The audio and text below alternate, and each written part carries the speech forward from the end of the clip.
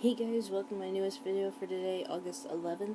The last couple of days I've noticed a couple of people doing their top 50 favorite horror films. I know there's a group of 4 or 5 of them doing them. Andrew Bellena, I know I'm saying his name wrong, I'm sorry, is doing it. One of the subscribers, I only just subscribed to Manny something, he's doing it. I thought, well, I'm not part of this group, but I'll do mine because it's something I've been thinking of on and on for a couple of years to do my top 10 favorite horror, or top 10, top 50. But I'm doing it different. I'm doing it in 2 videos. The first one will show from 50 to 26, and then from 25 to 1. So I will get started because I'm known to ramble a little bit, so. Number 50 came out in 2007, and I saw it in the theater, and that is 28 Weeks Later, which I thought was really good, on par with the original, the first film. I hope they do a third one. There's been rumors and rumors about them doing a third one. I hope they do it pretty soon, because otherwise I think the interest of it will die out, since it has been 8 years since this movie particularly. So there we go, 28 Weeks Later. And then number 49 is the first film, 28 Days Later. This is really what got me interested in zombie films. I know a lot of people don't consider this a zombie film, but I always thought, well, if they're eating people, to me they're zombies. This is my favorite movie directed by Danny Boyle, followed by Trainspotting and Sunshine. Came out in 2002. This and Resident Evil were the 2 that really started my love of zombie movies, though it's not as epically obsessive as some people, but yeah, really, really great horror film. This is my second favorite, not horror film, I meant zombie film. Second favorite zombie film of all time. One that is, will be shown in this video. That's my favorite. So there we go, 2002's 28 Days Later. And number 48 is a foreign film, which was, the first time I watched this, I didn't really care for it. I thought the 2 leads were excellent, but then when I rewatched it again a couple years ago, I thought, you know what, this is actually a damn good horror film. Really interesting take on the vampire myth. And that, of course, is the Swedish film Let the Right One In. I thought the 2 kids were fantastic together. They had a really good chemistry, and though it is weird, a 12-year-old vampire, but I love that take on it, because nobody seems to really have the balls to do that. You got parts of it in, or a good chunk of it actually, in Interview with the Vampire, but they haven't really touched on it since then. But this is a really good foreign horror film. I definitely recommend the book if you haven't watched it. So there you go. I think this came out in 2010, I believe, or no, 2008. So 2008's Let the Right One In. And actually, the American version is my number 47, Let Me In, which came out in 2010. Again, kids were excellent in this film. You got Chloe Moretz, I think her name is. I know I'm saying that wrong.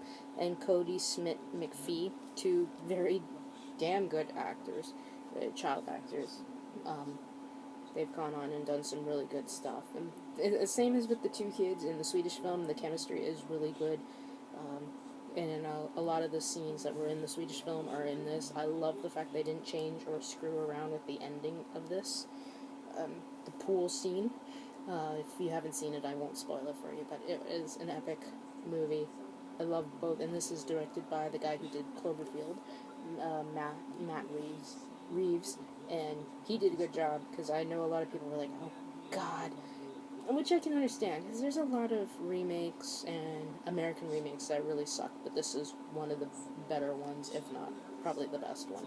So there you go, 2010, or is it 2010 or 2001? Yeah, 2010's Let Me In. And number 46 is back to my epic 80s childhood. A movie that I actually wouldn't mind if they tried to remake it. I think it's kind of about time, and I'd like to see what they would do with it.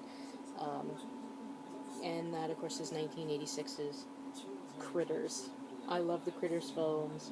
Uh, but yeah, I would like to see a remake of this just to see what they would do. Probably not a hell of a lot difference. Maybe make it a little more gory. Like, this is actually a PG horror film, and it's damn good. And I saw it like as an 8 or 9 year old, and just thought it was the bee's knees. I just loved it. I actually thought the critters were cute. I still do, and they had some of the funniest moments in the film, and it's such an awesome, very cheesy film. Actually, even the sequels are cheesy, but the first one, it's doesn't hold up as well, but it's still very enjoyable to watch. So there we go, 1986's Critters. And number 45, I saw this on my 18th birthday in the theater, because some people here may or may not know I'm not a partier. I don't party. I'm not one of those type of people. So for my 18th birthday, my parents took me to like dinner and a movie, and this was the movie I chose because I really wanted to see it. I'm a huge John Carpenter fan, and that is 1998's Vampires, which is coming out on Blu-ray through Twilight Time. I've always enjoyed this film. It's, to me, one of Carpenter's most underrated films. This, In the Mouth of Madness, and Ghosts of Mars. I'm actually not really a big fan of James Woods. I like a couple of his movies, but him as an actor I just couldn't get into. But this I really enjoyed. And it's funny how even people were thinking he should have got an Oscar nomination, which is very weird for a horror film, but if you read some of the reviews back in 98, a lot of people felt that. But it's a really great, fun, kind of quasi-horror western type thing, because it seems a little western, but it was very enjoyable. And even my dad, who is not a horror movie fanatic at all, he does not like horror films, but he loves this movie. Well, he likes vampire movies. Those are the only kind he'll watch. So there we go, number 45, John Carpenter's Vampires. Number 44 is a movie that came out in 2006. I think it was made in 2006 and maybe came out in 2007. And it was so enjoyable to see a film that was not a sequel, not a prequel, and not an American remake, horror remake, period. Just old school American horror. And you already know what it is by that tagline, and that is Hatchet. Really fun horror film. It kind of have that weird kind of sense of more comedic than scary. But I really wanted to see this because I'm a huge fan of Kane Hodder ever since 1988's Friday 13th Part 7. And I'm going to sound sick, but just to watch Kane Hodder kill people is epically awesome. Though I was kind of bummed that this guy, the lead actor, he died in it. And it was kind of too bad that the actress didn't come back for either of the two sequels, but I'm not complaining because I love Danielle Harris. But yeah, Hatchet, really good film directed by Adam Green. I so recommend it if you're a fan of horror films and Kane Hodder and kind of horror comedies, because it is very comedic for kind of the slasher film that it is. So there we go, number 44, Hatchet. Number 43 came out in 1996 and rejuvenated the genre in a very big way, and that, of course, is Wes Craven's Scream. I didn't get to see it in the theater because I was still only 16 and you had to be 18, but my mom and I watched this together, and we both were actually freaked out by it. It's probably probably my second favorite Wes Craven film, next to another movie on my list, which is very high up. But yeah, it's great. Everything makes fun at the genre, and it's just a great movie overall. They should have even though I love Scream 4, I think they should have ended it just at 3. So there we go, 1996's Scream. Number 42 is an epic childhood favorite, came out in 87. I got to see it in the theater just this year, which was a treat. And it's Ghostbusters meets The Goonies. And that, of course, is The Monster Squad. What can be said about this that hasn't been said so many times? It is awesome. To me, it still lives up, even though it's a little bit dated, but I mean, I don't care. It's an epic 80s favorite. This is one of the, probably about the third horror film I watched as a kid that I was actually allowed to watch. So there we go, 1987's The Monster Squad. And number 41 is the only Stephen King adaptation on this list, and it is a damn good one. I prefer it over Misery, and that, of course, is 1989's Pet Sematary. And yet, I saw this as a teenager, and I will say, Zelda never scared me, never grossed me out. I didn't understand why everybody got so weirded out by, ooh, church is staring at you. Why everybody got so weirded out by Zelda. The sequel is okay. It's not as epically awesome as this one, but this is a fun film. It's probably my third favorite Stephen King adaptation, and it's the best in the horror genre of his works. So there we go, number 41, Pet Sematary. And number 40 came out in 2010, and most of the word of mouth came from YouTube, because it is a found footage film, and it is actually, I prefer it over Paranormal Activity, and that, of course, is Grave Encounters.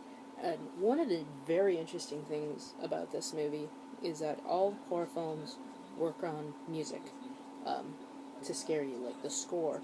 This has no score. The only score you hear is at the end credits, but you don't really need it. You've already got like the kind of paranoia, being locked in an asylum, and weird shit is happening. And if anybody wants to know, the asylum is actually in Coquitlam, British Columbia, Canada. It is called Riverview. You've all probably seen it in numerous television shows and horror films, like X-Files, Supernatural, Watchmen, Freddy vs. Jason. It's been in a lot of stuff. So, and it actually is a sane asylum up here in Canada. It's one of the freakiest places. You know it's freaky when Robert Englund said the place gave him the creeps. So definitely a good found footage film. Probably the second best for me personally. As I know everybody's thinking Cannibal Holocaust, but I don't think Cannibal Holocaust. But second to a film that will be shown in a little bit. So there we go, number 40, Grave Encounters. And number 39, a movie that didn't get a lot of love back in 95, which is funny because I think it's a fantastic. The director's cut is the fantastic film. The theatrical cut is okay. But it's too bad that nobody paid attention to this because it was a damn good movie. And that, of course, is Clive Barker's Lord of Illusions. This was such a fun movie for me to watch. I actually didn't watch it for the first time until 3 years ago.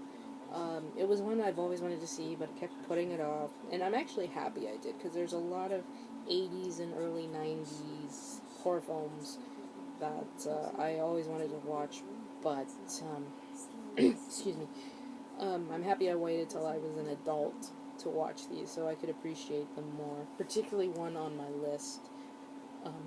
That's in my next video that I will explain more. But really great effects, great story. I wish they would have, Clive Barker would have been able to do another one because it's based on one of his book series, I think. Yeah, I think it's one of his books. I'm not 100% sure, but yeah. So there we go, number 39, Lord of Illusions. And number 38, I got to see in the theater in 1999, which I think was one of the best years for horror films. And this was one of them. I know not a lot of people liked it, but considering the actor I've been a fan of since I was about 8 or 7 years old, and the fact that he was taken on the devil, I was there, and that, of course, is End of Days. Yeah, watch Arnie take on the devil, and when the devil is played by Gabriel Byrne, hell yeah. This is one of my top favorite films with Arnie in particular, because his character in this is the most human. I mean, he's a very broken, beaten down human being, and like the first scene you see him in after not being on the screen for 2 years is very disturbing. I loved everything about this movie. I thought the visuals were good, the score was downright creepy, and Arnie versus the Devil. I mean, come on, it's epic. So there we go, number 38, End of Days. And number 37 is one of the rare remakes on my list. I've seen the original and I quite enjoy it, but I prefer this one.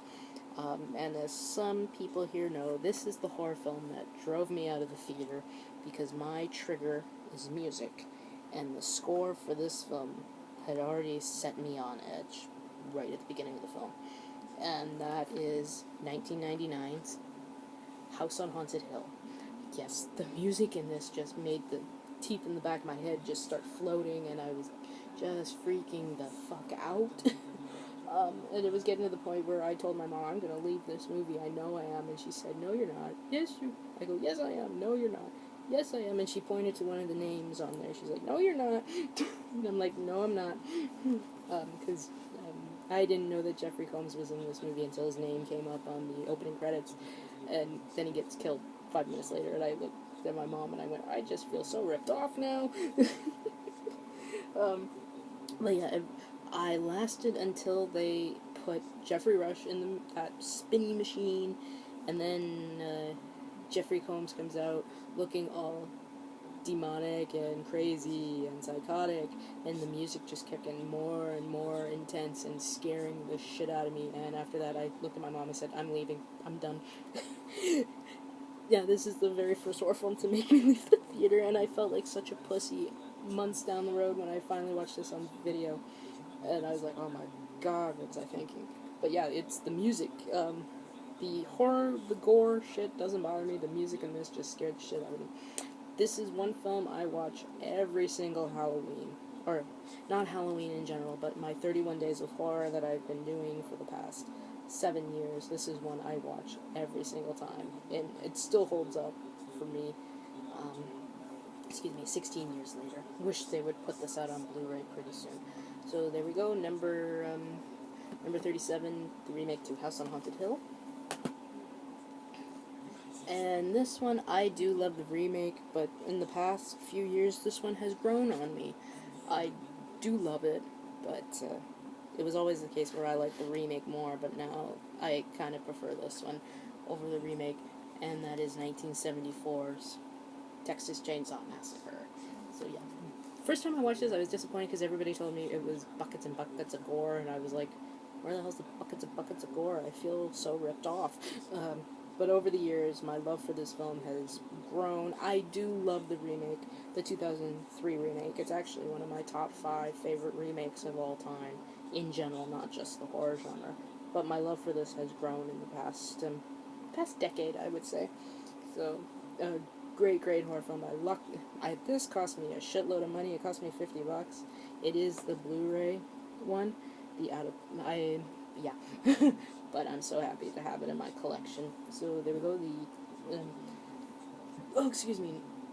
Number 36, Texas Chainsaw Massacre.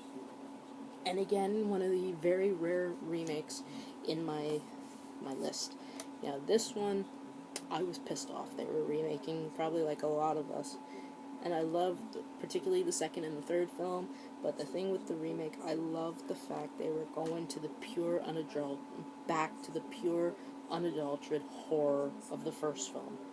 And I was so impressed with it, and that is 2013's Evil Dead. I did enjoy this. I loved the cast, loved the gore. The gore made even the hair on the back of my head stick up, particularly that part. And a lot of different things, the homages to the original film, given the original respect it so deserves.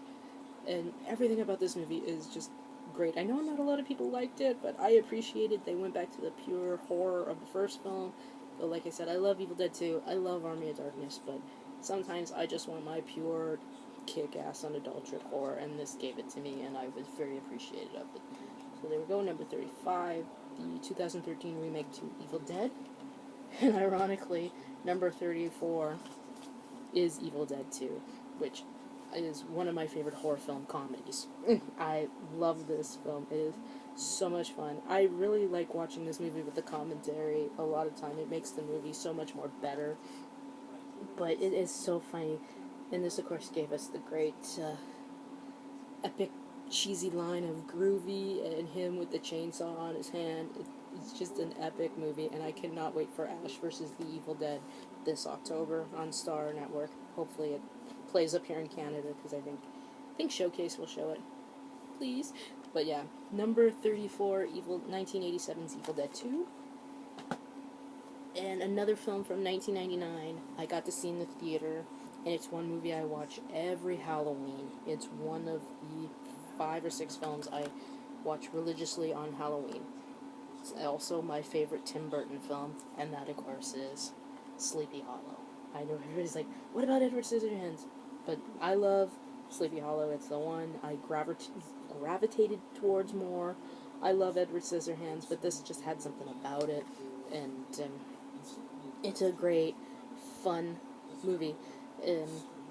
First time I watched it, I was kind of disappointed of how Johnny Depp played the character, but over the years I thought, you know what, that's the only way to play the character, as a wuss. And it's still my favorite Tim Burton film and my favorite collaboration between Johnny Depp and Tim Burton. I can't talk. So there we go. Number 30. Move my list here. 33.99's Sleepy Hollow. And number 32 is a sequel, and I very much enjoy this. It's my favorite sequel out of all this particular film franchise, and that is 1981's Halloween 2. I think a lot of people do like this. I know people prefer number 4. I do too. I love number 4, but this is the one I like because out of all the Halloween movies ever, this is, for me, the best portrayal of Michael Myers, portrayed by Dick Warlock, who just happened to scare the shit out of you with that slow, methodical walk that he has. The kills are pretty good, and particularly the hot tub one, that is probably my favorite, because it's also the most sickest. But yeah, my favorite Halloween sequel, and I like the remakes, but this is my favorite of any of the Halloween sequels plus the remakes. So there we go, number 32, 1991's Halloween 2. Well, I knew you were going to fall over. Stay. Okay, so number 31 is another film by John Carpenter. To me, it doesn't get a lot of love, and it so deserves the love. And that, of course, is 1980's The Fog. Saw this as a teenager and really loved it. I thought it was a very creepy film. Loved the score. John Carpenter's God with his scores. Hate the remake. Do not even bother. The only good thing about the remake is it showed Fort Langley. I live in Langley. Fort Langley is just a 5-minute drive from my house. But that was the only good thing about the remake. The remake absolutely sucks, so just stick with the original, and you'll be happy for that. So there we go. Number 31, 1980's The Fog. Okay. Gotta put the slipcover back on, because I actually like the original cover art as opposed to the slipcovers that Scream Factory does. There we go. Okay, number 30. Another film that came out in 1999, and this is my all-time favorite found footage film. Doesn't need any more. The Blair Witch Project. I saw this twice in the theater. I thought it was very well done, very good marketing, even though at the end we've realized that it was just a movie, but I really enjoyed this. It's more about the paranoia, the kind of scare factor. And again, like Grave Encounters, you didn't need a score for it. So, really good. It still holds up all these years later, and one of my favorite horror films of 1999. There we go. Number 30, Blair Witch Project. And this one was my favorite film of 1999 and my favorite horror film of that year. And that, of course, is The Sixth Sense. Really great movie. It's too bad that M. Night Shyamalan has gone so downhill since this movie. But yeah, nobody knew too much. It has a great cast, particularly Haley Joel Osment. I mean, he was phenomenal in this. And I saw this 3 times in the theater. It was such a well done horror film, and the ending is just one of the best, to the point that freaking everybody out to the fact that we did not know that. And even on subsequent viewings, you forget that you have hints to the ending. I know a lot of people have probably seen this, but I don't want to spoil it for people who haven't. So, there we go, 1999's The Sixth Sense. And that was 29, this is 28, and this is my favorite zombie film of all time. And I only just saw it 2 years ago, and because I've had a hit and miss with this director's horror films, particularly his zombie series, but this one I just absolutely loved and thought it was just marvelous, and that of course is 1985's Dawn of the Dead. But yeah, the first time I watched this I was like, oh my god, this one's awesome! Because, yeah, Night of the Living Dead and Dawn of the Dead, I hated the first times I watched them. Over the years, I've grown to like them a little bit more. But this is the one, which I just watched 2 years ago for the first time, is the one I prefer. And I just love it to death. It's a great movie. The score is a little weird. It almost sounds so Jamaican, but it's a great, fun cast. I particularly love Bub. He's, like, the best character in this. So there we go, number 28, 1985's Day of the Dead. Okay, there we go. Okay, I'm just double checking. Number 27 is my all-time favorite horror film sequel. I know people could say this one's better, but for me personally, this is the better one because it's a sequel to the greatest horror film of all time, and that, of course, is 1983's Psycho 2. I was introduced to The Wonderful World of Psycho back in 1992. Saw it, and I absolutely loved it.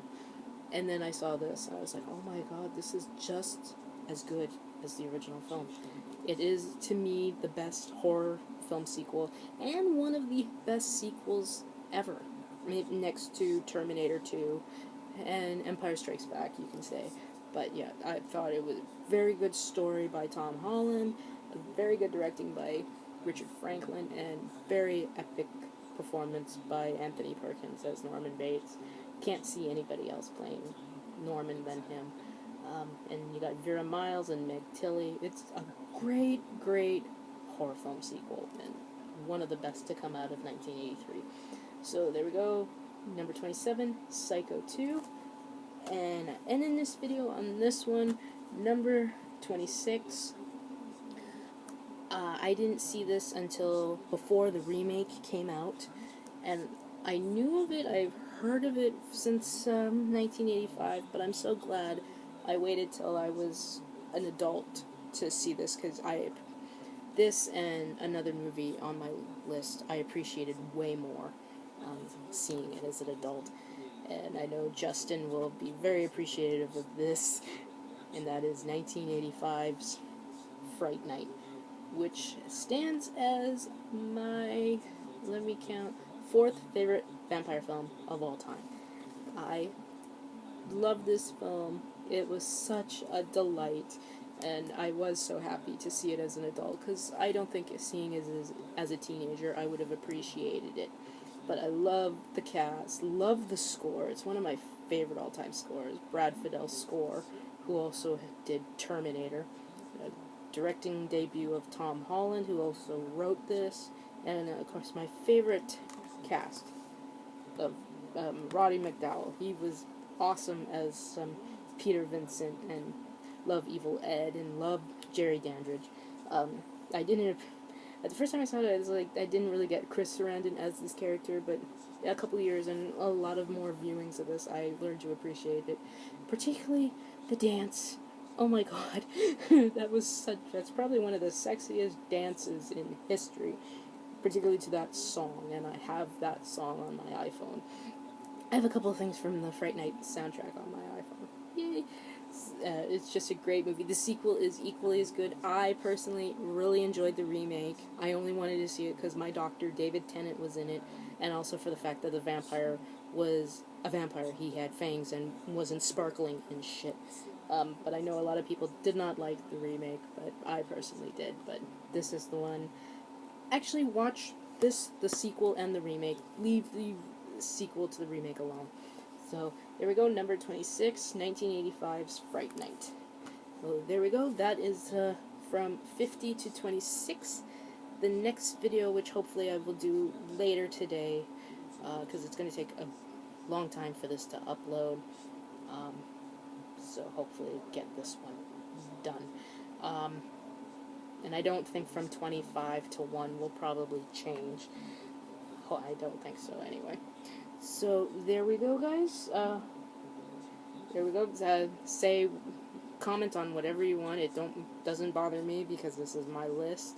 But give your opinions on what you think is better, what you don't like. Go for it, dude. So, okay, now enough rambling. I hope you guys have a good day. Watch a shitload of movies. And, of course, as always, rate, comment, and I will see you in the next video. Bye.